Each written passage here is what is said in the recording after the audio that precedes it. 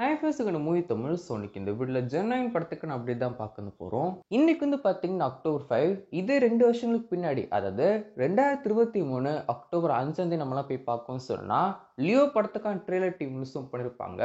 நம்ம தளபதியோட கரையிலே ஒரு மிகப்பெரிய எதிர்பார்ப்பு ரிலீஸான ஒரு திரைப்படம் இந்த ஒரு லியோ திரைப்படம் தான். தமிழ் சினிமாவில் இந்த ஒரு திரைப்படம் 2வது இடத்துல ஹையஸ்ட் கலெக்ஷன் பண்ண படங்கள்ல 2வது இடத்துல இருக்கவும் செய்யுது. ஃபர்ஸ்ட் வந்து பார்த்தீங்கன்னா சூப்பர் ஸ்டார் ரேஸோடைய 2.0, செகண்ட் வந்து பார்த்தீங்கன்னா லியோ திரைப்படம். அண்ட் தமிழ்நாட்டில் இந்த ஒரு படம் நம்பர் 1 கலெக்ஷன் இருக்கவும் செய்யுது. 200 கோடிக்கு மேலே இந்த ஒரு படம் தமிழ்நாட்டில் மட்டும் கலெக்ஷன் பண்ண செஞ்சு. ஸோ இதெல்லாம் இப்போ உள்ள விஷயம் வந்து கிடையாது. ஸோ அக்டோபர் 5 வந்து பார்த்தீங்கன்னா 2023 அக்டோபர் 5 இந்த ஒரு படத்துக்கு ட்ரெய்லர் டீம் ரிலீஸும் பண்ணியிருப்பாங்க.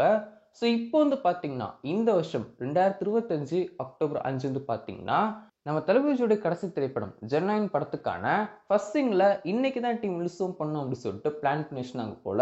ஸோ இப்போ கரூரில் நடந்த இஷ்யூலாம் வந்து போயிட்டு இருக்கறனால இந்த ஒரு ஃபர்ஸ்ட் சிங்கில் போஸ்ட்போன் பண்ண வச்சிருக்காங்க. ஸோ போஸ்ட்போன்னா தீபாவளிக்கு ரிலீஸும் பண்ண போகிறாங்க அப்படின்னு சொல்லி கேட்டிங்கன்னா அதுவுமே வந்து கிடையாது. இந்த மாதம் இந்த ஒரு படத்துலேருந்து எந்த விதமான அப்டேட்டும் வர்றதுக்கு சான்ஸே வந்து கிடையாது. ஸோ இதுக்கப்புறம் வந்து பார்த்தீங்கன்னா நவம்பர் டிசம்பரில் தான் ஜெர்னாயின் படத்தை பற்றி டீம் ஏதாவது பேசுவாங்க அப்படின்னு சொல்லி நினைக்கிறேன். ஏன்னா விஜய் சார் பக்கம் இப்போ வந்து நிறைய நெகட்டிவான விஷயங்கள் போயிட்டு இருந்திருக்கு.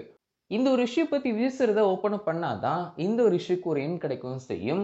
ஸோ இந்த ஒரு இஷ்யூ வந்து ஒவ்வொரு நாளும் வந்து பார்த்தீங்கன்னா வளர்ந்துட்டு தான் போயிட்டு இருந்திருக்கு. ஒரு முடியவே வந்து இல்லை.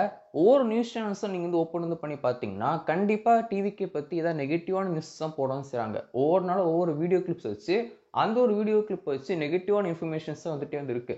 ஸோ இப்பெல்லாம் போயிட்டு இருக்கும்போது விஜய் சார் ஓப்பன் அப் பண்ணி ஒரு ப்ரெஸ் மீட்டோ இல்லைன்னா வந்து ஓப்பனாக ஏதாவது ஒரு விஷயம் வந்து பேசினா தான் இந்த ஒரு விஷயத்துக்கு ஒரு எண்டு வரதான் செய்யும்.